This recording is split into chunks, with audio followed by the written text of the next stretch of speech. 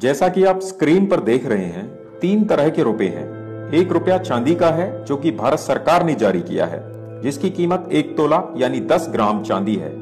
दूसरे फोटो में 1 रुपए का नोट देखेंगे, यह भी भारत सरकार ने जारी किया है और इस पर वित्त मंत्रालय के वित्त सचिव के हस्ताक्षर हैं। तीसरे फोटो में 1 रुपए का सिक्का है और यह भी भारत सरकार द्वारा जारी किया गया है। लेकिन 2 रुपए से लेकर 2000 रुपए तक सभी नोट अलग अलग तरह के मिलेंगे। इसमें पहला अंतर यह है कि यह भारत सरकार द्वारा नहीं बल्कि भारतीय रिजर्व बैंक द्वारा जारी किया गया है और भारत सरकार ने इसे गारंटी दी है। इस 100 रुपए के नोट को ध्यान से देखें। इस पर लिखा है, मैं धारक को 100 रुपए अदा करने का वचन देता हूं और इसके नीचे भारतीय रिजर्व बैंक के गवर्नर के हस्ताक्षर होते हैं। इस तरह की बात आप 2 से 2000 रुपए के सभी नोटों में देख सकते हैं, जो बात 1 रुपए के नोट में नजर नहीं आती है। आइए पहले जान लेते हैं कि इन बैंकों का जन्म कैसे हुआ। पश्चिमी देशों में पहले लोग सुनारों के पास अपना सोना चांदी सुरक्षित रखते थे। जब कोई सुनारों के पास 100 तोला चांदी के सिक्के यानी 100 रुपए जमा करने जाता था तो बदले में वो उसे एक कागज की रसीद अपनी मोहर लगाकर देता था, जिस पर लिखा रहता था कि मैं धारक को 100 तोला चांदी देने का वचन अदा करता हूं।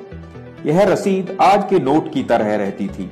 जिस रसीद को वह व्यक्ति अगर सुनार को वापस देता तो उसे 100 तोला चांदी मिल जाती। धीरे धीरे इस रसीद पर ही लोगों का विश्वास बनना शुरू हो गया, क्योंकि लोग ये बात जानते थे कि वह ये रसीद लेकर जब सुनार के पास जाएंगे तो उन्हें चांदी तो मिल ही जाएगी। जिसकी वजह से हुआ ये कि लोगों ने अब इस रसीद को ही एक मुद्रा के रूप में इस्तेमाल करना शुरू कर दिया, क्योंकि बहुत कम लोग अपना चांदी लेने सुनार के पास जाते थे। आमतौर पर उसे वापस लेने के लिए एक समय में 10% से भी कम लोग आते थे। इसे देखते हुए सुनारों ने 10% अपने पास जमा रखकर बाकी सोना और चांदी लोगों को ऋण के रूप में ब्याज पर देना शुरू किया। इस तरह सोना और चांदी अब अन्य लोगों के पास से घूमता हुआ वापस सुनारों के पास आने लगा। उसका भी 10% रखकर बाकी फिर से ब्याज पर चढ़ाया जाने लगा और इस तरह से एक ही सोने को कई बार ब्याज पर दिया जाने लगा। इस प्रक्रिया को बैंकिंग की भाषा में अंश reserve banking, fraction reserve banking कहा जाता है। इन लोगों को मनी चेंजर कहते थे। सुनारों ने यह व्यवस्था बनाई कि जब कोई भी व्यक्ति अपनी रसीद लेकर उनके पास आता था तो वह उसे सोना या चांदी वापस लौटा देते थे और बाकी का सोना या चांदी जो लगभग 90% तक होता था उसे वह उसके असली मालिक से बिना पूछे दूसरे लोगों को कर्ज पर दे देते थे और उस पर भी ब्याज कमाते थे। आइए इसे एक उदाहरण से समझते हैं।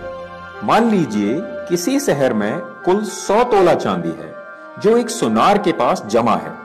इसमें से वह 10 तोला वापस देने के लिए रिजर्व के रूप में रख लेता है और शेष 90 तोला को ऋण के रूप में ब्याज पर देता है। ब्याज की दर अगर 6% वार्षिक भी हो तो 90 तोला चांदी का वार्षिक ब्याज 5.4 तोला बनता है। इसमें सबसे बड़ी धोखाधड़ी यह हुई कि देश में पैसे की मात्रा जो 100 थी अब वह 190 हो गई। एक तरह से 90 की रकम सुनार ने जादुई तरीके से बना कर दी। लेकिन यह धोखाधड़ी यहीं नहीं रुकी।